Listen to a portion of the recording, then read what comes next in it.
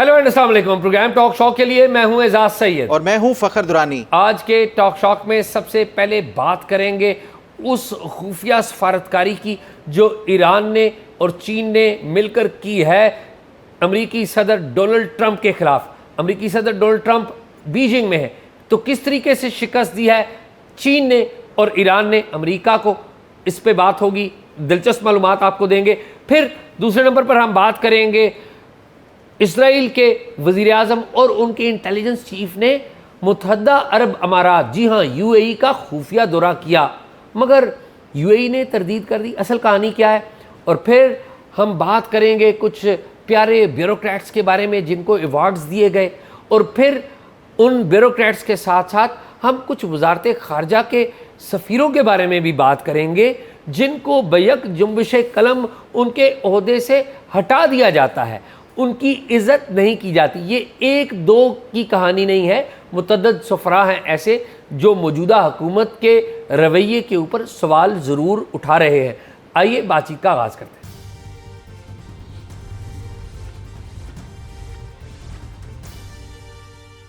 जी शाह जी, कैसे हैं आप? फ़खर आप ठीक हैं? मैं सेहत बिल्कुल कैसी? ठीक, अल्लाह का करम। क्या नई ताज़ी? नई ताज़ियाँ तो शाह जी आजकल बड़ी इंटरनेशनल डेवलपमेंट्स हो रही हैं, जो मेरा ख्याल है दुनिया के लिए मोस्ट कॉन्सिक्वेंशियल जो है वो मीटिंग है वो हुई है सदर ट्रंप और शी जिनपिंग के हवाले से। मीडिया तो रिपोर्ट कर रहा है, इसमें सदर ट्रंप ने भी खिताब किया, शी जिनपिंग ने भी खिताब किया। दो तीन चीज़ें जो हैं वो ज़रा मैं आपसे पूछना भी चाह रहा था। एक तो ईरान के हवाले से, क्योंकि ये एक्सपेक्ट किया जा रहा था कि ये जो दौरा है ना वो ईरान और अमेरिका जंग की जो फेट है आगे वो उसको तय करेगा कि चाइना क्या वो ईरान के ऊपर दबाव डाल के वो कर सकता है जो जंग बंदी के हवाले से या नहीं। दूसरा ताइवान के हवाले से क्या कोई आपके पास जो इस हवाले से इतलात जो अच्छा, मेरे पास दो एक तो अंदर की इतला है, ठीक है। एक आपको पता है कि दोनों सदूर ने, यानी कि अमेरिका के सदर डोनाल्ड ट्रंप ने और चीनी सदर शी जिनपिंग ने इस बात पर तो इत्तफाक किया है कि जो स्ट्रेट ऑफ हॉर्मुज़ है उसे एनर्जी के फ्री फ्लो के लिए उसे खुला रखना चाहिए। ये उन्होंने जो 5 नुकात थे उसमें भी था जो पाकिस्तान के ज़रिए दिए थे। लेकिन अमेरिका और जो चीन के सदूर आपस में मिलते हैं तो ये तो बड़ी अहम बात है। अब चीन के बारे में आपको याद है कि हम इस प्लेटफॉर्म से बात करते रहे हैं कि गारंटर की कोई बात थी कि क्या है नोयत क्या है हमें नहीं पता। मैं आपको अंदर की खबर दे रहा हूँ। देखिए ईरान जो है ना, ईरान के पास है 400 kilogram HEC highly enriched uranium, ठीक है, HEU। Iran highly enriched uranium जो है वो अमेरिका को नहीं देना चाहता, अमेरिका कहता है हमें दे दें। ईरान के पास दो ऑप्शन है, एक ये है कि वो डाइल्यूट करें इस हाईली इनरिच्ड यूरेनियम को अपने मुल्क के अंदर ही, मगर शायद इस पे अमेरिका एतमाद ना करे। फिर ईरान क्या चाहता है? ईरान चाहता है कि ये जो हाईली इनरिच्ड यूरेनियम है दे आर रेडी कि अगर चीन राज़ी होता है तो वो हाईली इनरिच्ड यूरेनियम जो है वो चीन को देने के लिए तैयार है। रशिया के बारे में पहले बात होती रही है, लेकिन शायद रशिया एग्री नहीं कर रहा। रशिया पे अमेरिका भी नहीं मान रहा। रशिया पे अमेरिका भी नहीं मान रहा। और आपको एक और बात भी बता दूं, पाकिस्तान का नाम भी आया था। पाकिस्तान का नाम भी आया था, लेकिन मेरे ख्याल में पाकिस्तान नहीं चाहता। उसकी वजह यह है कि पाकिस्तान समझता है कि ये जो हाईली इनरिच्ड यूरेनियम ईरान की अगर हम अपने पास रखेंगे तो हम एक गैर ज़रूरी क्रिटिसिज्म इनवाइट करेंगे। अमेरिकन इस्टेब्लिशमेंट, आपको पता है अमेरिकन इस्टेब्लिशमेंट तो सिर्फ क्रिटिसिज्म नहीं, सर्वेलेंस होगी। IAEA जो है वो बार बार उसकी जो वो इंस्पेक्शन होती रहेगी, तो ये मेरा ख्याल है कि ये एक बेहतर फ़खर अर्ज़ यह है कि IAEA तो पाकिस्तान में आती है पहले भी। हमारे जितने भी न्यूक्लियर वो होगी ना, हमारे जितने भी न्यूक्लियर जो है ना इंस्टॉलेशंस और यूरेनियम और जो कुछ भी हमारे एसेट्स हैं डिक्लेयर्ड, उनको देखने IAEA के इंस्पेक्टर्स एनुअली आते हैं। पिछली दफ़ा भी आए थे, इत्मीनान दे के गए कि इनके सिक्योरिटी सिस्टम ठीक है। तो क्रिटिसिज्म आएगा। आज ट्रंप है वहाँ पे US एडमिनिस्ट्रेशन में, कल कोई और आ गया तो वो फिर पाकिस्तान अननेसेसरी अटेंशन जो है वो पाकिस्तान की। तो एक बात तो ये, दूसरी बात ये है कि अमेरिकी सदर का जो दौरा है ये बड़ा दिलचस्प इस एतबार से है कि अमेरिकी सदर जब अमेरिका से उड़े तो वाशिंगटन DC में जो चाइनीज़ एम्बेसी है उसने को 2-3 ट्वीट्स कर दी। अच्छा, वो ट्वीट बड़ी दिलचस्प है, अभी आप देखें स्क्रीन पे भी नज़र आ रही है। उन्होंने ना जो सबसे अहम ट्वीट है, उन्होंने कहा कि सिग्नल किया कि हमारी रेड लाइंस क्या हैं। किसके लिए रेड लाइंस, किसकी बात कर रहे हैं वो? चाइना के लिए नहीं, चाइना कह रहा है रेड लाइंस हमारी क्या है, चीनी सफारतखाना कह रहा है तुम्हारी रेड लाइंस क्या है। ये रेड लाइन आप देखें, पढ़ें, ये ट्वीट में से है। Red line number 1, Taiwan. उन्होंने कहा कि हमारी जो रेड लाइन नंबर 1 है वो है ताइवान का सवाल, ये इस पे हम बात करने के लिए तैयार नहीं है। दूसरे नंबर पे उन्होंने कहा डेमोक्रेसी एंड ह्यूमन राइट्स। आपने हमसे जमहूरियत और इंसानी हकूक़ के बारे में भी बात नहीं करनी, क्योंकि अमेरिका जो है वो जमहूरियत और इंसानी हकूक़ के बारे में सवाल उठाता है और उसी के बहाने वो दुनिया पे कब्जे भी करते हैं। ऐसे ही तीसरे नंबर पे उन्होंने कहा कि पैथ्स एंड पॉलिटिकल सिस्टम्स, कि हमारा जो पॉलिटिकल सिस्टम है या तरीकाकार है, ये पैथ्स, मतलब हमारी इंटरनल जो पॉलिटिक्स और वो सिस्टम है उसके ऊपर भी आप कोई बात आपने कोई बात नहीं करनी। फिर चाइना के जो डेवलपमेंट राइट्स हैं, यानी कि ये जो कॉरिडोर्स हैं, अफ्रीका में हो, एशिया एशिया में हो, हम सी पैक कर रहे हैं, इसी तरह वो अफ्रीका में कर रहे हैं, मुख्तलिफ कॉरिडोर्स में, इसके ऊपर भी आपने बात नहीं करनी। ये उन्होंने बता दिया कि ये हमारी रेड लाइन्स है, इसके ऊपर आपसे बात नहीं होगी। ठीक है। अब अगली जो एक और ट्वीट है उसमें बताया उन्होंने कि हमारे प्रिंसिपल्स क्या हैं आपसे बातचीत के, यानी कि किन मौज़ूआत के ऊपर हम आपसे बात कर सकते हैं। तो अभी आप स्क्रीन पे देखें उनकी ट्वीट का अक्स जो है उसमें बड़ा वाज़े लिखा है। एक, उन्होंने कहा कि म्यूचुअल रिस्पेक्ट, हम म्यूचुअल रिस्पेक्ट के ऊपर बात कर सकते हैं। दूसरा, वाज़े तौर पे उन्होंने कहा कि पीसफुल को एग्जिस्टेंस, कि हम पुरअमन बकाए बाहमी चाहते हैं आपके साथ। और आखिरी तीसरे नंबर पे उन्होंने कहा कि विन विन कॉपरेशन, हम ऐसा आपसे ताउन चाहते हैं जिसमें आपको भी फ़ायदा हो और जिसमें, तो ये प्रिंसिपल्स उन्होंने बताया कि ये हमारे प्रिंसिपल्स हैं। तो ये बड़ी इंटरेस्टिंग बात थी। लेकिन जब ट्रम्प और शी जिनपिंग आए तो ट्रम्प को तो ज़ाहिर है उनके एमिसरीज ने बताया होगा कि जी ये तो चीनी सफारतखाने वाशिंगटन ने ये ट्वीट्स कर दिए हैं, बताया होगा ना कि फौरी तौर पे रिपोर्ट जाती है प्रेसिडेंट को कि ताइवान के ऊपर बात नहीं करनी, तो उन्होंने वहाँ पर ताइवान की बात छेड़ी। फिर शी जिनपिंग ने भी कहा कि देखें ताइवान के मौजू पे हमारा आपका बड़ा फटा हो सकता है, मतलब तो यही है। तो इस वक्त सूरत हाल ये है कि इस वक्त बीजिंग में चीन और अमेरिका के जो सदूर हैं वो ईरान डिस्कस कर रहे हैं, और ईरान के अंदर खाना क्या बात है, चीन और ईरान का क्या ताउन हो सकता है कि जो हाईली इनरिच्ड यूरेनियम का गारंटर जो है वो चीन हो सकता है। तो ये है अंदर की कहानी। शाह जी, ये जो है ना जो सदर ट्रंप का दौरा है चीन का, उससे पहले जो है ना काफ़ी हद तक जो है वो चीज़ें क्लियर हो चुकी थी कि ट्रंप जो है वो ये चाहता है कि, और ये अमरीकी इंतज़ामिया समझती है कि ईरान के ऊपर और ख़ास तौर पे जो उनके पासदारान इनकलाब है उनके ऊपर भी चाइना का अच्छा खासा इन्फ्लुएंस है, और चाइना उनको जो है वो राज़ी कर सकता है बातचीत के लिए अमेरिका के साथ। ये जो मुज़ाकरात हैं और डील के हवाले से, उसमें अगर कोई मुल्क उनको फोर्स कर सकता है या इन्फ्लुएंस कर सकता है तो वो चीन है। एक तो उसकी बड़ी वजह ये है कि ईरान का सबसे बड़ा जो ऑयल के हवाले से जो इम्पोर्टर है वो चाइना है। उसके अलावा जो इंफ्रास्ट्रक्चर और उसके हवाले से भी चाइना एक अच्छी खासी इन्वेस्टमेंट जो है वो ईरान के हवाले से। तो इसलिए ट्रंप को ये यकीन और उम्मीद है कि अगर कोई ये इस डील में आना है ईरान के साथ तो वो चाइना के ज़रिए ही आया जा सकता है। दूसरी जो चीज़ सबसे इम्पॉर्टेंट, ट्रंप को ये चीज़ जो है वो बखूबी इल्म है ताइवान कितना ज़्यादा सेंसिटिव है जो चाइना के हवाले से, और ये एक्सपेक्ट किया जा रहा था कि अगर चाइना राज़ी होता है ईरान का, अमेरिका को ईरान के इस मसले से निकालने के लिए, तो उसके अगेंस्ट में वो ताइवान पे जो है वो अमेरिका का जो है वो विड्रॉल मांगेगा। उनकी सपोर्ट जो जिस तरह से ताइवान को अमेरिका हमेशा से सपोर्ट करता है, उसकी जो सपोर्ट है उससे वो पीछे हटने का कहेगा। क्या ये पॉसिबल है? फुल्ली जो है वो उसको फौरी तौर के ऊपर नहीं है, लेकिन ग्रेजुअली जो है वो अमेरिका इससे वापस हट सकता है। अगर चाइना जो है वो संजीदगी से ईरान के मसले के ऊपर वो तैयार हो जाता है कि ये डील कराने के हवाले से। पहली बात तो ये है जो ताइवान और उसके हवाले से। दूसरी जो एक इम्पॉर्टेंट जो डेवलपमेंट हुई है वो देखें, ये इसमें सिग्नलिंग भी बड़ी मैटर करती है, ख़ास तौर पे ये इस तरह के जो मामलात होते हैं ना, उसमें यूएस की जो सेनेट की आर्म्स कमेटी होती है ना, वो बड़ी इंपॉर्टेंट और बड़ी ही ज़्यादा जो है वो इस हवाले से अहम होती है।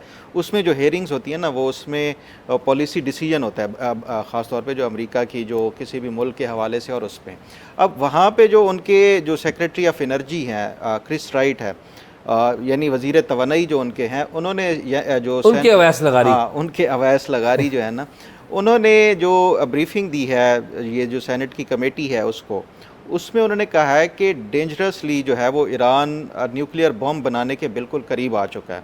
अब उस पर फिर उन्होंने वो फर्दर जो सवाल पूछे सेनेटर्स ने कि क्या मतलब बड़ा करीब आ चुका है, उस पर उसने कहा कि जस्ट फ्यू वीक्स अवे जो है वो ईरान जो है वो अपना न्यूक्लियर बॉम्ब बनाने के करीब आ चुका है। यानी चंद हफ्ते, एक तो अमेरिका और इसराइल ने इस जंग के दौरान कहा था कि हमने तो इसकी जो है वो कई साल पीछे धकेल दिया है इसके न्यूक्लियर प्रोग्राम को।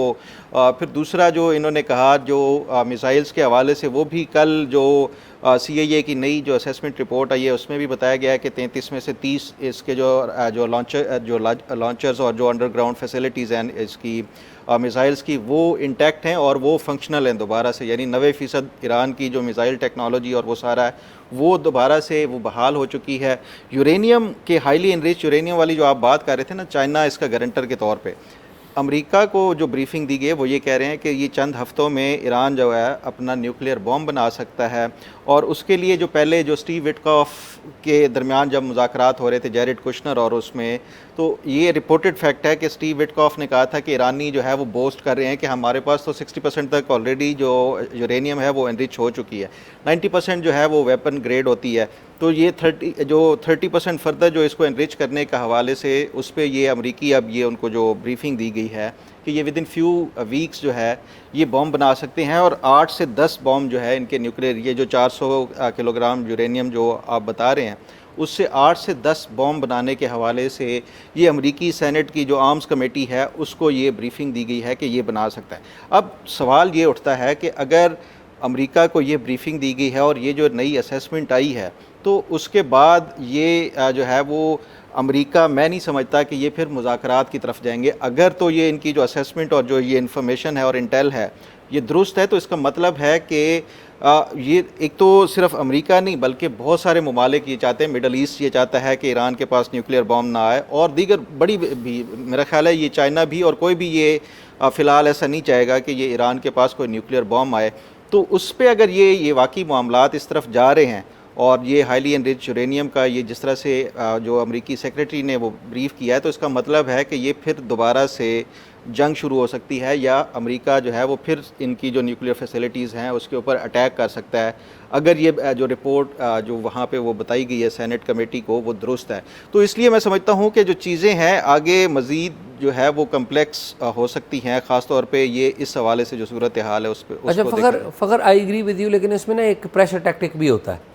मैं आपको ले जाता हूँ 2003 में, आपको याद है अमेरिकी रिपोर्ट थी इंटेलिजेंस की कि इराक के पास वेपन्स ऑफ मैस डिस्ट्रक्शन हैं, न्यूक्लियर हथियार भी हैं, ठीक है।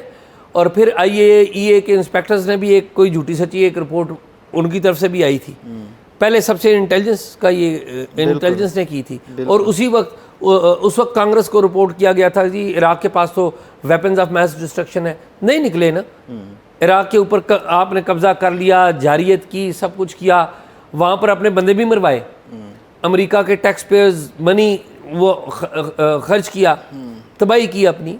तो मेरा ये ख्याल है कि अमेरिका, आइडियल बात तो ये है कि अमेरिका एक वाइज रास्ता इख्तियार करे और अमन की तरफ जाए।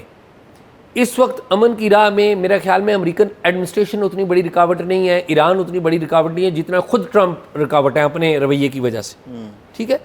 तो खैर इसके ऊपर हम बात बिल्कुल आप ये बात दुरुस्त कह रहे हैं। मैं इसीलिए कह रहा था कि अगर ये रिपोर्ट वाकई दुरुस्त है, क्योंकि ये चीज़ें बाज़ औक़ात वही होता है, प्रेशर टैक्टिक्स के लिए और सिग्नलिंग के लिए भी होती हैं ये चीज़ें, क्योंकि ईरान किसी तौर के ऊपर भी मान नहीं रहा और ना ही यूरेनियम जो है वो हैंड ओवर करने का वो राज़ी हो रहा है कि हम अमेरिका को तो वैसे ही नहीं दे सकते।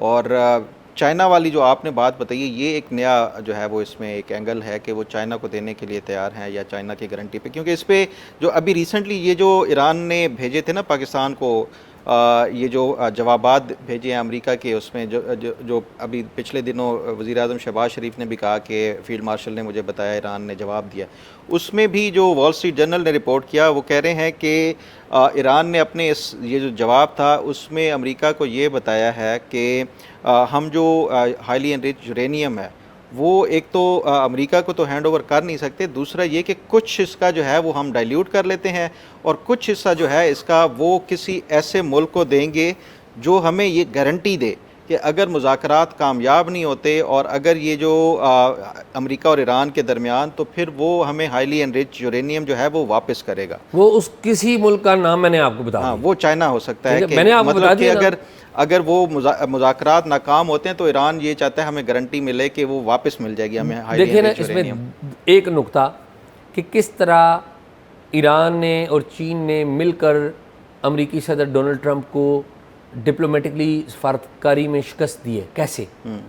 आप देखें, अमेरिकी सदर डोनाल्ड ट्रंप बार बार कह रहे थे कि चीन आने से पहले आप मेरे साथ मुआहदा साइन करें। पाकिस्तान ने भी जोर दिया था ईरान के ऊपर कि आप करें। ज़ाहिर है पाकिस्तान एक मेज़बान है, पाकिस्तान तो सालिस है, वो चाहेगा कि हो जाए। ईरान वाले नहीं माने ना। और फिर चीन के ऊपर आया कि चीन ईरान के साथ तावन कर रहा है। रशिया के ऊपर आया कि रशिया ने ईरान को ड्रोन्स दिए हैं। चीन के ऊपर आया कि चीन ने ईरान को इंटेलिजेंस मालूमात दिया है, सैटेलाइट मदद की है। याद है ना आपको? तो अमली तौर पर सफारतकारी के हवाले से, सफारतकारी के शोबे में चीन ने ईरान के साथ मिलकर अमेरिका को शिकस्त दी है। ये एक्चुअल सूरत हाल है। और ये मैं नहीं कह रहा, ये आप नहीं कह रहे, ये पूरी दुनिया का खुद अमेरिकी मीडिया, आप पढ़ लें नतीजा यही निकलता है। इस्राएली मीडिया पढ़ लें, नतीजा यही निकलता है। आप ईरानी स्टेटमेंट्स देख लें, ज़ाहिर है वहाँ पे उस तरह से मीडिया नहीं रिपोर्ट कर रहा चीज़ें वहाँ पर, ज़ाहिर है जंग की वजह से भी और भी बहुत सारी वजूहत हैं, तो सबका नतीजा ये निकलता है। खैर ये तो बातें हैं, लेकिन फ़खर इस सारे माहौल में एक बड़ी डेवलपमेंट आई, वो बड़ी हैरानकुन थी। वो थी कि इसराइल के प्राइम मिनिस्टर जो है बेनियामिन नेतन्याहू, वो खुफिया तौर पर इस जंग के दौरान चले गए यूएई में, और उनका जो इंटेलिजेंस चीफ है वो भी ये अपनी टीम के साथ वो भी था।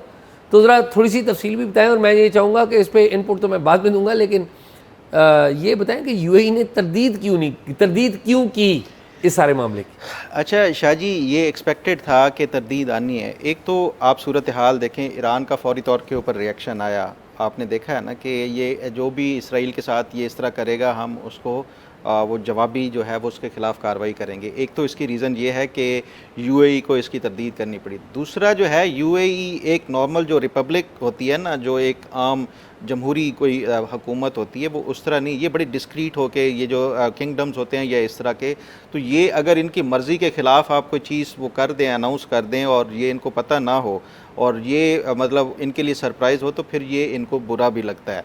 तो इस वजह से एक जो गो के नेतन्याहू ने अपनी जो ये अनाउंसमेंट की है वज़ीर-ए-आज़म हाउस से, उनके वज़ीर-ए-आज़म के उससे ऑफिस से हुआ है, लेकिन उसके बावजूद ये कहा जा रहा है, जो इसराइली मीडिया रिपोर्ट कर रहा है, कि इनको पहले बताया नहीं गया, क्योंकि इसको अगर इनको बताया जाता तो ये अलाउ ना करते। उसकी वजह ये है कि इस टाइम जो रिपरकशंस हैं, एक तरफ जो है वो यूएई जो है ये कोई 250 किलोमीटर का फासला है ईरान से, तो वो उनके ड्रोन्स की भी जो है वो मिसाइल छोड़ें, ड्रोन्स की जद में है हमेशा। तो एक चीज़ तो उसकी वजह से। दूसरा जो उनके लिए एक बड़ा फैक्टर और है, वो है इनका जो हाउसीज़ के हवाले से, क्योंकि वो भी यमन से पहले तो सऊदी अरब को टारगेट करते थे, अब ये इसराइल की वजह से वो यूएई को भी टारगेट कर सकते हैं। तो ये इस तरह के अब अगर एक वो ये समझ रहे हैं, जो इसराइली मीडिया ये रिपोर्ट कर रहा है कि यूएई ने इस वजह से इसको डिनाई किया है कि अगर ये कोई पीस डेज में होता, ये विज़िट होता, तो उनके लिए इतना मसला नहीं होता कि अब्राहम अकॉर्ड के थ्रू इनके विज़िट, इनका पहले सदर भी इसराइली जो सदर है वो आ चुका है, तो ये इतना मसला ना होता वॉर टाइम में। और वो भी एडवर्सरी के ये मैसेज देने के लिए नेतन्याहू की तरफ से कि हम अपने एलाइज को जंग में भी जो है वो अकेला नहीं छोड़ते, ये एक उस वजह से आया था। तो इससे इसके लिए जो यूएई के लिए रिपरकशंस हो सकती हैं, इस वजह से इनको तरदीद करनी पड़ी। और दूसरा वही जो किंगडम वाला जो एक इनका माइंडसेट है कि आपने हमारी मर्ज़ी के बगैर किया क्यों है। लेकिन इससे जो इम्पॉर्टेंट चीज़ है ना, नेतन्याहू का दौरा जो है वो एक उन्होंने वो दिया एक जो खैर सगाली के तौर के ऊपर कि हम अपने जो इत्तेहादी हैं उनको मुश्किल वक्त में नहीं छोड़ेंगे। उससे ज़्यादा इम्पॉर्टेंट चीज़ थी कि जो इसराइल के जो मोसाद के चीफ़ हैं और शिन बेट उनकी जो है ना, जैसे जो बरतानिया के MI5 होती है, जो इंटरनल जो उसकी जो इंटेलिजेंस की जो होती है ना जो एजेंसी है, वो उसके सरबराह डेविड ज़िनी और जो मोसाद के सरबराह थे, ये दोनों यहाँ पे यूएई में आए और उन्होंने बड़ी इंपॉर्टेंट मीटिंग्स वगैरह की। और ये भी वॉर टाइम में नेतन्याहू से पहले ये दोनों चीज़ें जो है ना, ये इसराइल ने कंफर्म की थी और मीडिया पे पब्लिश हुई हैं। ये दोनों जो दौरे थे, इसके आगे रिपरकशंस यूएई के लिए बहुत ज़्यादा आगे हो सकते हैं, क्योंकि ईरान ने तो अंदिया दिया ही है। उससे कहीं ज़्यादा जो इनको डर है वो है हौसीज़ की वजह से।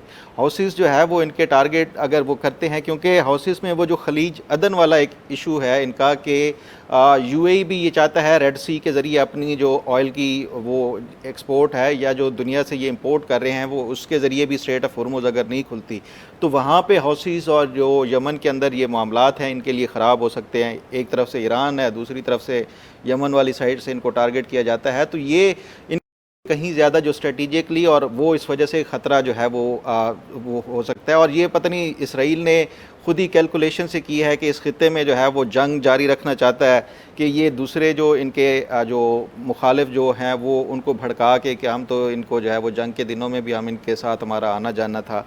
तो ये चीज़ें जो है ये बड़ी मेरा ख्याल है आगे कॉन्सिक्वेंशियल हो सकती हैं, ये ख़ासतौर पर यूएई के लिए। कोई शक ही नहीं है इस बात में। लेकिन आप याद रखें कि यूएई ने अब्राहम अकॉर्ड साइन किया था और इस जंग में यूएई के पास आयरन डोम था जो इसराइल ने अपना जो डिफेंस सिस्टम है, और फिर यूएई ने अटैक भी किया है ईरान की जो पेट्रोल और एनर्जी की जो अहम तनसीबात हैं।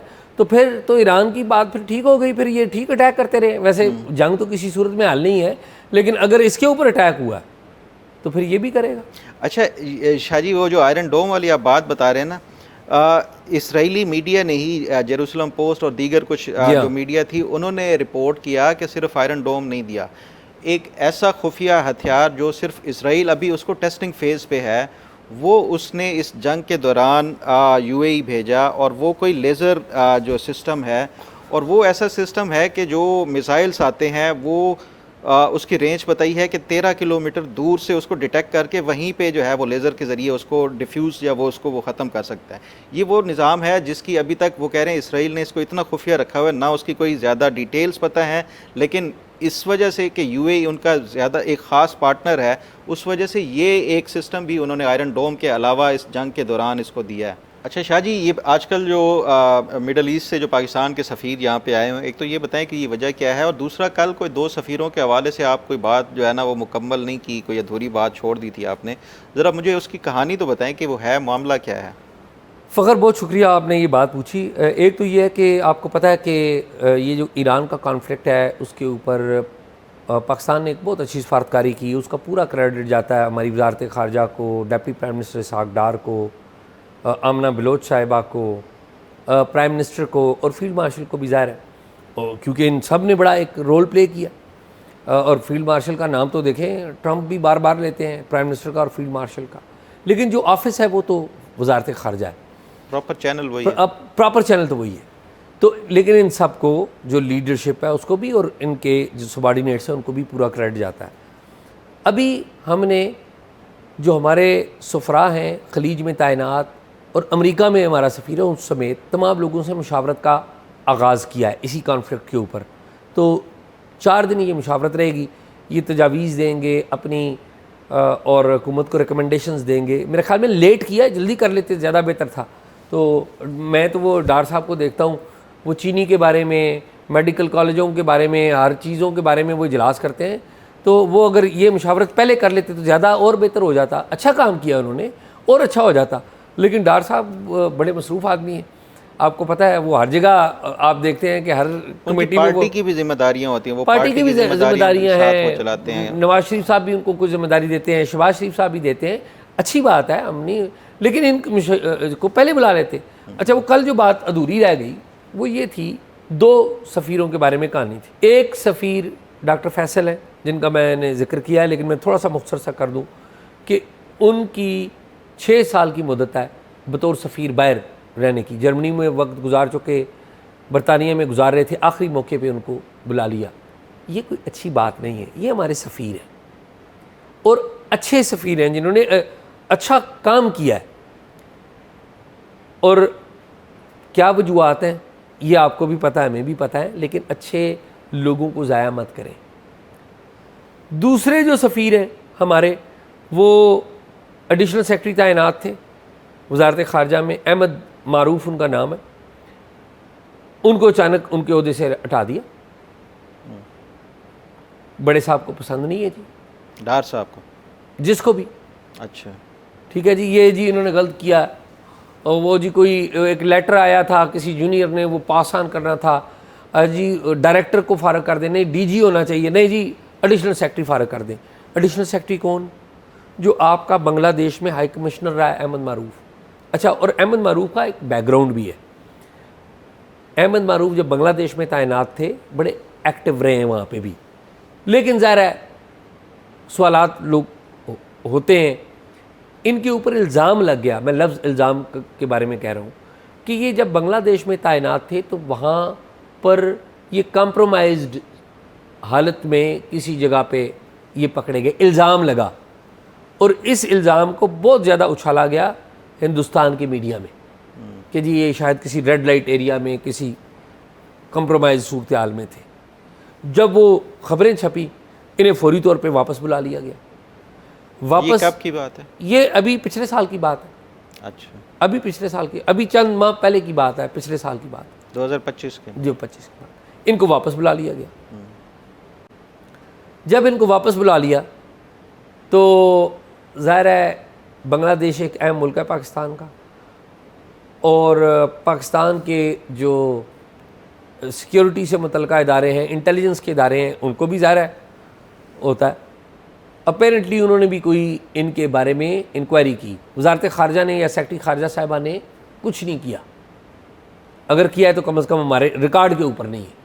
कुछ नहीं निकला, बज़ाहिर कुछ नहीं निकला। उन इंक्वायरी रिपोर्ट्स में कुछ नहीं निकला। अगर कुछ निकला होता तो उन्हें फिर एडिशनल सेक्रेटरी तो ना लगाते। अगर कुछ निकला है तो फिर इन्हें एडिशनल सेक्रेटरी क्यों लगाया गया था? तो हम तो यही समझते हैं कि इनके ऊपर कुछ नहीं निकला, ये सुरखरू हुए, हम यही समझते हैं। ठीक है, सीनियर आदमी मुश्किल तरीन सूरत हाल में काम करता रहा, उसके ऊपर इल्ज़ाम लगे, साबित नहीं हुआ कुछ, आपने उसको पहले भी कुर्बानी का बकरा बना दिया, फिर कुर्बानी का बकरा बना दिया। अच्छा, मुझे समझ नहीं आती, ये हमारी वजारत ख़ारजा, और मैं इसकी ज़िम्मेदारी सेक्रेटरी ख़ारजा साहिबा पे लगाऊंगा ये, और वज़ीर ख़ारजा के ऊपर भी है। ये कर क्या रहे हैं अपने सफ़ीरों के साथ? मुदस्सर टीपू और उनकी पूरी टीम, जंग हो रही थी, बम गिर रहे थे तेहरान में, वो वहाँ पर मौजूद थे। क्या किया भाई आपने? ये आप इनामात तमगे दे रहे हैं भाई। आपने जो ईरान में आपका पूरा मिशन था, उन सबको तमगा इम्तियाज़ मिलना चाहिए। नहीं शाह जी, वो इस तरह होता है ना कि आप अनाउंस, मेरा ख्याल है ये करते हैं, नॉमिनेट करते हैं अगस्त में, और वो मिलते फिर मार्च में या इस तरह। मैं एक बात कर रहा हूँ, अभी तो वो बात ही ख़त्म होगी ना। अभी तो वो नामजदगियाँ अभी अगस्त में होंगी ना शायद? नहीं, अभी तो मार्च नहीं है ना, अगस्त है। अभी तो आपने दिए ना, गवर्नर्स भी दे रहे हैं। पहले वो नामजदगी कुछ महीने पहले हुई थी और मिलते ये बाद में आई। ऐसा नहीं होता कि मतलब, लेकिन मेरे ख्याल में अब उन्होंने वो जो पहले था ना 23 मार्च को मिलना, अनाउंस करना और अगस्त को देना, अब तो उससे निकल गए हैं। ये मार्च और अगस्त का महीना तो नहीं है। उसका ना ये था, ये जो स्पेशल कैटेगरी आई थी जो मार्का हक था, उसकी वजह से ये कुछ जो है वो। अच्छा चलिए, मैं इस बात पे नहीं करता, क्योंकि ऐसे इस्लामाबाद के 4 जो ब्यूरोक्रेट्स हैं उनको भी दे दिया। मैं लफ्ज नहीं कोई नहीं, कहूंगा तो वो बड़ी डिस्कशन हो रही है, बिल्कुल हो रही है, और आप बिल्कुल सही पॉइंट आउट ये कर क्या रहे हैं। बात कर रहे हैं? अच्छा जुल्म है, आप करें बात। सॉरी हाँ, भाई। यही मतलब कि ये कुछ इन्होंने अवैस लगारी साहब को भी दे दिया, जिन्होंने वो लोगों के जो सोलर वाले वो कह रहे हैं कि बेड़ा गर्क कर दिया हमारा, या बिजली के हवाले से जो सूरत हाल है कि उन्होंने बिजली का बड़ा अच्छा हैंडल किया, उन्होंने IPPs के साथ अच्छे से डील किया। नहीं, ये जो ब्यूरोक्रेट्स को देते रहे यार, इन्होंने किया क्या है? इन्होंने बड़ा अच्छे से वो 670 जो एकड़ ज़मीन वागुजार कराई, जो गरीबों के घर गिराए। हालांकि शाहजी देखें, कॉन्स्टिट्यूशन एवेन्यू अदालत इसको इलीगल करार दे चुकी है जी, इलीगल करार दे चुकी अब है। जाए ना, ये वो जो अमीरों की वो है ना, तो उसको डिमोलिश नहीं कर रहे। नहीं, मैं ये गरीबों के घर थे, झोंपड़ियां थे, उनको इन्होंने डिमोलिश बिल्डोजर लेके चले गए। जिस SP साहब को और जिस अनम फातिमा साहिबा को इन्होंने इनाम दिया है, लेकर जाए बुलडोजर, जाए ना, ये लेके मत करे, जाए उधर गरीबों के घर। मतलब और फिर ये इतने जालिम लोग हैं, मैं कहीं और ले गए हम वजारत खारजा, इतने जालिम लोग हैं, इनसे बात करने की कोई कोशिश करता था, ये मैं नाम लूंगा फिर बहुत बुरा लगेगा, वो खातून है, मैं क्या उसके ऊपर करूं, जेल भिजवा देती थी। इतनी मिसबिहेव यार। अब हिम्मत है तो जाए, कॉन्स्टिट्यूशन वाले टाइम। आजकल ये इस हुकूमत ने बड़ा ही जालमाना ये काम किए हुए हैं, जो ज़िलाई इंतज़ामिया को ना, जो 8:05 पे अगर कोई दुकान खुली हुई है ना, तो वो उसको पकड़ के ले जाते हैं जेल में, और जेल में जो सूरत हाल जिस तरह से ट्रीट किया जाता है, मेरे कोई फाइन करना चाहिए। बहुत सारे लोग, आप फाइन करें आप यार, ये क्या बात है कि आप एक असिस्टेंट कमिश्नर को आपने पूरे उसका जो है वो बंद कर देता है और उसको जेलों में भेज देते हैं, और ये हफ्ता हफ्ता जो है वो वकीलों को लाखों रुपए वो दे के फीस, और फिर उनके जो वो करना, मतलब आप करना है, आपने अमलदारी करानी है, जुर्माने करें, हैवी फाइन कर दें। ये क्या है कि आप ये कारोबार को कैसे लोग करेंगे? ये एक जुल्म कर रही है ये जो मौजूदा हुकूमत है, बड़ी अनफॉर्चुनेटली। फॉरेन ऑफिस से यहाँ पे, वो फॉरेन ऑफिस से यहाँ पर आगे मैं वापस आता हूँ। अनफॉर्चुनेटली हुकूमत ने साबित किया है कि ये गवर्नमेंट ऑफ द एलीट है, बाय द एलीट है, फॉर द एलीट है, बिल्कुल, इसमें कोई शक नहीं। Very sad. मतलब हुकूमत के पास कोई जस्टिफिकेशन नहीं है। कॉन्स्टिट्यूशन एवेन्यू को अदालत इलीगल करार दे चुकी है, आपने जो अपार्टमेंट्स हैं वो खाली करवा लिए हैं, कोई वो नहीं है, तो आपने मतलब गरीबों की बस्तियां बिल्कुल इससे 2 किलोमीटर के फासले पे आपने गिरा दी हैं, उड़ा दी हैं, जो साल से रह रहे थे। तो ये जो एक बिल्डिंग है, इसको आप फिर गिराएं, अगर गैर कानूनी है, सिक्योरिटी रिस्क है, तो फिर आप इसको गिराएं। ये क्यों इसको रखा हुआ है? बिल्डोजर इधर भी लेकर जाएं ये इनको। खैर, इसमें पता स्टे भी हो गया है, वो हम उसके ऊपर क्या जाए, हम गरीब भी लेकर जाते हैं शाहजी, लेकिन जी वो नहीं, वो आपको पता ही है सारी बात। मैं कमिंग बैक, वो हम बात कहीं और से कहीं और चली गई। मैं बात ये कर रहा था कि इन सफ़ीरों की इज़्ज़त करें। मुदस्सर टीपू का मैंने नाम लिया, और मुदस्सर टीपू तो फिर आ गए, जंग चल ही रही थी तो खैर आ गए। पूरा वहाँ पर अमला है, वहाँ पर तकरीबन 50 के करीब लोगों का। क्या इनको वार्ड नहीं बनता? जो हमारा हिंदुस्तान में हमारा जो चार्ज डी अफेयर है, इंचार्ज हेड ऑफ मिशन है, कितनी हॉस्टाइल सिचुएशन है वहाँ पर। ठीक है, हिंदुस्तान और पाकिस्तान तो एक जैसे ही है ना, जिस तरह यहाँ पर हिंदुस्तान की जो चार्ज डी अफेयर हैं, जिस तरह की सूरत हाल वो उधर रिपोर्ट करती होंगी, वो इधर रिपोर्ट करते हैं। तो जो हमारा हिंदुस्तान में दिल्ली में काम करता है हेड ऑफ मिशन, क्या उसका हक नहीं है कि उसको अवार्ड दें, उनकी इज़्ज़त करें? क्या हमारा जो काबुल में बैठा हुआ चार्ज डी अफेयर है, जिसको गोली लगी थी निज़ामानी साहब को, पूरा अमला वहाँ पर, उनका हक नहीं बनता कि आप उनकी इज़्ज़त करें? कि आप इधर बैठे हुए हैं जनाब वज़ीर ख़ारजा साहब, हम उनकी इज़्ज़त करते हैं, तारीफ़ करते हैं, बहुत अच्छा काम कर रहे हैं, ईरान के बारे में बहुत अच्छा काम किया आपने, वी रिस्पेक्ट यू, लेकिन खुदारा मतलब आप किंग तो ना बने। और सेक्रेटरी साहिबा, मैं तो हैरान हूँ सेक्रेटरी साहिबा पे, मैं बड़ा अदब और एहतराम के साथ, मतलब वेरी गुड, लेकिन आप इन लोगों को, ये आपकी, जब आप लीडर होते हैं तो बच्चे होते हैं आपके, और आप एकदम एक जुम्बिश कलम से आप एक सफ़ीर को फारग, दूसरे को फारग, उसको पूछना नहीं, उसको पूछना नहीं, क्या कर रहे हैं? एक सफ़ीर था हमारा जो अमेरिका जा रहा था छुट्टी के ऊपर, अमेरिका में दाखिला नहीं मिला, उसको वहाँ पर PTI ने कोई इशू बना दिया, उसके खिलाफ इंक्वायरी कर दी, वो बेचारा इधर धक्के खाता रहा, इंक्वायरी में निकला कुछ नहीं। अब बताएं उसका कैरियर तो आपने ख़राब कर दिया, ये हमारे वज़ीर ख़ारजा साहब ने, मैं क्या कहूँ फिर। शाहजी, ये आपकी बातें सारी दुरुस्त हैं, बस मैं इस जो और अगर इनका कोई मौक़िफ़ है, हम वो भी देने के लिए तैयार हैं, कोई ऐसी बात नहीं, हम कोई इनके ख़िलाफ़ नहीं है, ना वजारत ख़ारजा के, ना डार साहब के, ना आमना बलोच साहबा के, हम सिर्फ बता रहे हैं कि आप ही अपनी अदाओं पे ज़रा गौर करें, हम अगर अर्ज़ करेंगे तो शिकायत होगी। बिल्कुल शाह जी, बस ये आखिर पे ना मैं वही बात एक बार दोबारा से, मोहसिन नकवी साहब जो वज़ीर दाखिला हैं और जो हुकूमत है, इन्होंने जिस तरह से ये जो एक 8 बजे के बाद वाला एक कर्फ्यू वाला जो सिस्टम किया हुआ है ना, इसको रिव्यू करने की, और ख़ास तौर पे मतलब आपने कारोबार यहाँ पे पहले ही कारोबारी जो तबका है वो यहाँ से भागने के चक्कर में होता है, और आप उस पर मज़ीद सख्तियाँ कि जेल में हथकड़ियाँ लगा के कि आप 5 मिनट आपने जो है वो बंद क्यों नहीं की, तो हथकड़ियाँ लगा के ये ट्रेडर्स और ताजरों को ये लेकर जा रहे हैं। ये मेरा ख्याल है कि ये हुकूमत को अगर वाकई जो कारोबार के लिए, ख़ासतौर पे अब तो गर्मियाँ आ रही हैं, लोग ख़ुद जो है वो शाम को निकलते हैं, कड़कती धूप में कौन निकलता है, तो इसलिए या तो हुकूमत को एटलीस्ट वो करना चाहिए कि टाइमिंग का वो बढ़ाएं, अगर वो नहीं है तो फिर कम अज़ कम ये जो एक कारोबार करने वाले लोग हैं उनको हथकड़ियाँ लगा के उनको गिरफ़्तार करके उसकी बजाय आप फ़ाइन कर लें, आप ये इस तरह का जो कोई ऐसा मेकनिज़म लगा लें। लेकिन ये जुल्म इस तरह जो है, ये हुकूमत इंतहाई जो है, पहले इन्होंने जो ज़मींदार तबका है, जो किसान तबका है, उनको नाराज़ किया, उनको ख़ुद से दूर किया, फिर उसके बाद ताजरों के ख़िलाफ़ भी ये इस तरह के इक़दाम उठा रहे हैं। यहाँ पे पाकिस्तान में अब आपकी जो मईशत है या तो यही काश्तकारी से चलती है या जो फिर ये लोकल बिज़नेस है उससे चलती है, और दोनों को ही आप स्क्वीज़ कर रहे हैं। ये बिल्कुल सही बात है। फ़ख्र आज यही है। नाज़रीन, प्रोग्राम आपने देखा, प्रोग्राम के बारे में अपनी राय ज़रूर दीजिएगा, और अगर कोई मालूमात हो तो talkshock777@gmail.com पर शेयर कीजिए। अल्लाह हाफ़िज़।